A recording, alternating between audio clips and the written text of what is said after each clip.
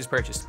So you have to buy 10 tickets to get 1 ticket to the Fever, and the price won't be more than 10 tickets. They are only confirming that the price will not be, and I'm not joking when I say this, all they have confirmed is that the price will not be more than 10 times higher than the price of Angel Reese and Aya Wilson are upset that rival teams have chosen not to include Caitlin Clark and the Indiana their ticket bundles have a fever. Have any idea how to talk about this sport? Do we have any idea how to talk about women in this capacity? There's an accountability that I think those of us that have been in it are asking for from folks that I don't know if they are as mindful in their sports discussions because of the makeup. In a shocking turn of events that is creating a lot of noise in the WNBA, a number of rival clubs have chosen to highlight powerhouse teams like the Las Vegas Aces and the Chicago Sky instead of the Indiana Fever or its star player Caitlin Clark in their promotional ticket packages. So lads, I'm gonna be honest, what the Lynx have done with the Fever's tickets is mental. It is absolutely mental, and not only that, like, it's actually a little bit worse than we thought. I'm not gonna say like it's the biggest 100% deal breaker thing in the world, that other teams won't do it and that it's like something that's gonna ruin the WNBA, but I'm just gonna say this right now, like, this is worse than we thought. This is worse than we anticipated right now. This surprising move reveals who the real stars may be and says volumes about the league's changing dynamics. When teams design their ticket packages, they want to draw fans by featuring games against the most exciting and marketable teams. Due to their success on the court and devoted fan following, the Las Vegas Aces, who feature well-known players like A'ja Wilson and Kelsey Plum, have long been a favorite, but it's obvious that the fans want to see Caitlin Clark. You and Kelsey. You and Kelsey. Y'all the only ones up there with bottles. Dang, yeah. I feel like this championship, we equally were told. Yeah, like, yeah, we was like, nah, this the one, we gotta let it loose. Yeah. And I felt like last year was kind of, I was on the slippery slope last year. But this year, everybody was toe up. Like, However, it is concerning that Caitlin Clark and the Indiana Fever are not included in these bundles. Clark, a rising star in the league and a fan favorite, is renowned for her amazing scoring abilities and captivating displays. There's been no player in my time of paying attention to women's basketball that has been more polarizing than Caitlin Clark. She was named Time's 2024 Athlete of the Year, which I think is well deserved for what she did in the college game and then bringing it to the WNBA. For those who closely follow the WNBA, her exclusion suggests a narrative shift that may not be immediately apparent to the casual observer, but is incredibly telling. The decision to exclude Clark and the Fever could be interpreted in a number of ways, and for some, it may reflect the general perception of the Fever's current competitive standing. Although the team's overall performance has lagged behind some of the league's top contenders despite Clark's brilliance, fans frequently choose games where they expect high stakes and competitive matches, which may have an impact on these packaging choices. On the other hand, by leaving Clark out of these prominent packages, this move may inadvertently highlight her star power. Competing teams may undervalue her increasing attractiveness and influence. Since her college days, Caitlin Clark has been a sensation thanks to her ability to dominate games on her own and her deep three-point shooting and court vision.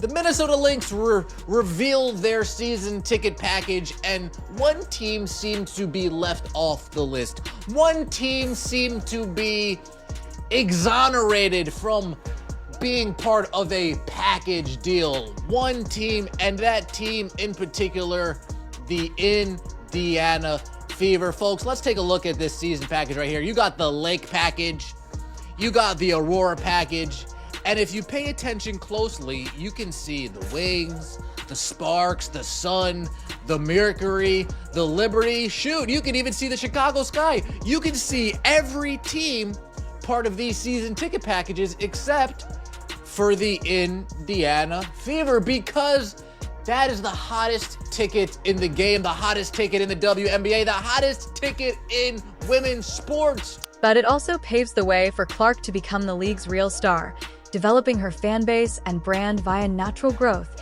and indisputable talent rather than artificial hype. Additionally, this scenario offers an engaging story.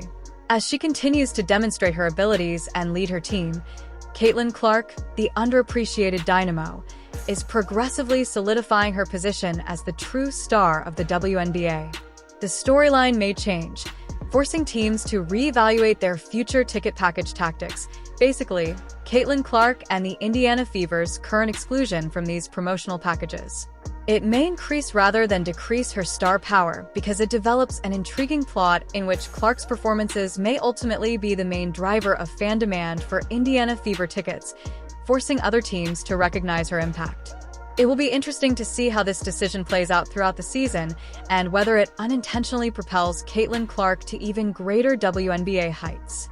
Caitlin Clark, I'm gonna say that before I start sounding like a fucking super hater, because I wasn't even having this tone even a week or two ago. Because I've been big, like Caitlin Clark's a flamethrower. She does remind me of like a Steph Curry type. She's very, very dynamic. She's great for the game. I'm glad that her popularity is growing the game in the way that it is. And I think most of this is not her fault. One of the most well-known WNBA players, A'ja Wilson, recently made headlines when she set her speaking fees $10,000 higher than those of Caitlin Clark. This audacious move was interpreted as an attempt to establish her dominance and marketability in the basketball world, implying that she thought she was the person that fans really wanted to see and hear from. However, an intriguing development within the league may cast doubt on this narrative, even though Wilson has an impressive on-court record and a significant public presence. A more thorough examination of fan interaction and good sales reveals a different picture. The Las Vegas Aces. Although Wilson's squad has been a WNBA powerhouse, it seems that more than simply his star power has contributed to their success. Now, last week, A'ja Wilson found herself in a situation involving Caitlin Clark again. But now this week, she's talking about, she's charging $100K for speaking events, and fans is like, Shrek? Since when? And you only doing this because of Caitlin. Wilson's circumstance brings to light an intriguing aspect of professional sports. A player's perceived marketability does not necessarily coincide with fan preferences. Her attempt to use increased speaking fees to establish herself as the main attraction for fans stands in stark contrast to the true sales numbers and fan interaction analytics, which point to a more complex reality. It serves as a reminder that the dynamic between athletes and their fans is intricate and multifaceted. In addition, this situation highlights the significance of team cohesion and the part that all players, not just the biggest stars, play in forming the WNBA and the sports industry. The fan experience, despite not being the most noticeable player on the court, Kate Martin's jersey sales demonstrate the team's wider popularity and the strong bonds that supporters have with diverse players for a variety of reasons. I feel really grateful to be in the position I'm in, and I honestly did not expect to have any fans when I came here. I had no expectations in that sort of way, and I think fans liked that. I don't know. I don't really get it, honestly. If I'm being honest, at the end of the day, I don't get it, but I feel super grateful for it. And so it gives me a little bit of confidence. It makes me feel good when I hear the fans cheer for me when I'm checking in. So I really... But there is no denying A'ja Wilson's abilities and services to the WNBA. It may be necessary to reevaluate the narrative surrounding her marketability and fan appeal. Recent trends in fan interaction and jersey sales suggest that the WNBA's attractiveness is coming to an end. Diverse players who each provide special aspects to the game and the fan experience are included in addition to its top stars.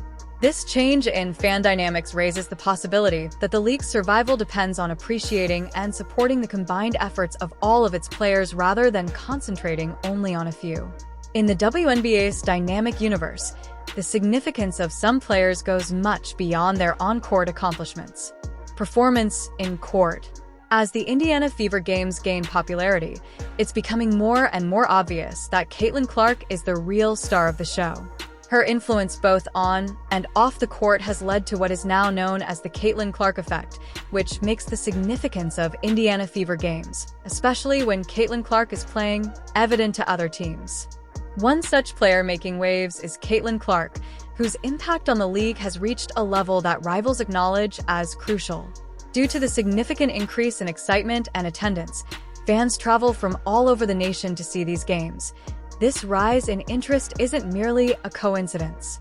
Because of her unparalleled ability to captivate audiences and elevate the game, Clark is a must-watch player and a pivotal figure in the league narrative. Her compelling play and personality are the primary reasons for this. The Caitlin Clark effect. What does that mean to you?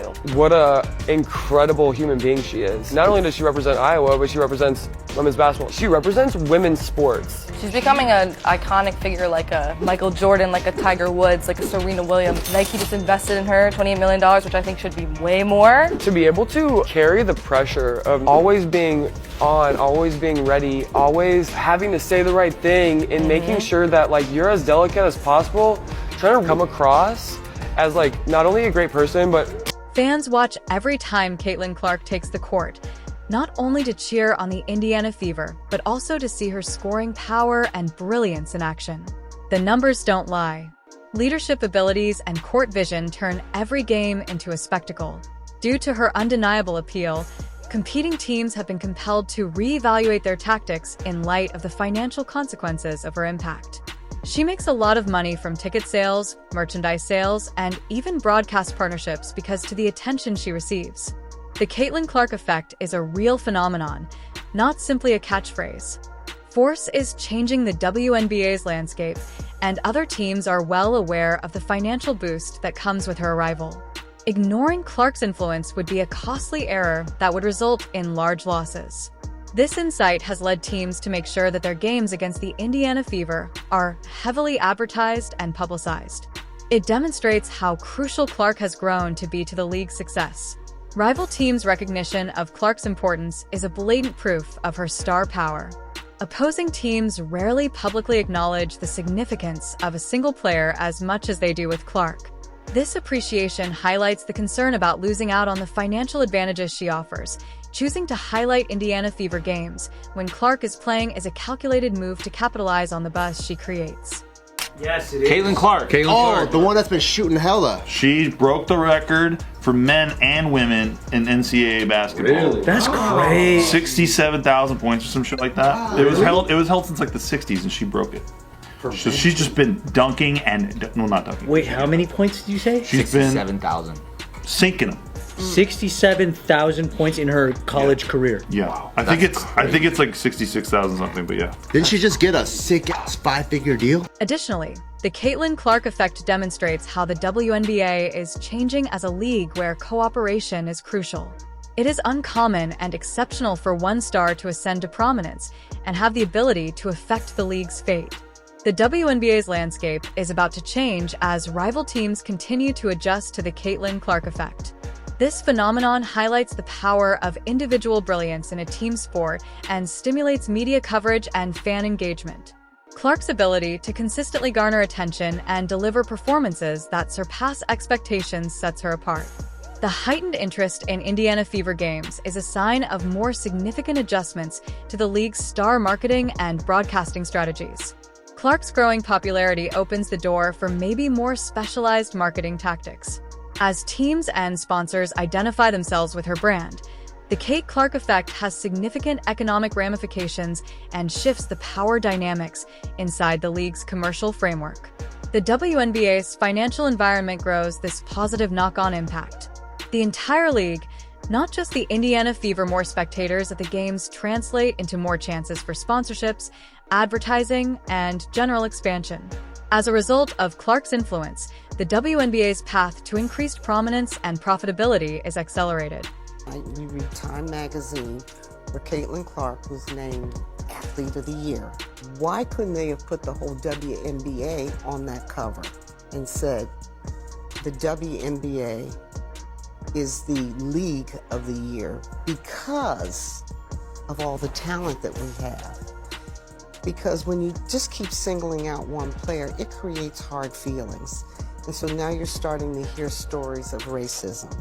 within the WNBA, and I don't want to hear that. Okay, so Time Magazine did one time give Athlete of the Year to a team, and it was to the U.S. women's soccer team when they won the World Cup. It was pretty fun, pretty cool, very out of the box, but a lot of people think it was kind of weird that a team won Athlete of the Year, and they didn't do it. Furthermore, the Caitlin Clark effect is a potent testament to her influence on the WNBA rival team's acknowledgement of her significance, which emphasizes the economic and cultural shift she brings to the league by bringing unprecedented attention to the Indiana Fever Games. Clark has established herself as the main character in the WNBA's narrative, and her influence is felt not only in the box score but also in the league's larger business and marketing strategies. As the WNBA develops, Caitlin Clark's stardom will surely continue to rise, influencing the league's future and motivating the next generation of basketball fans.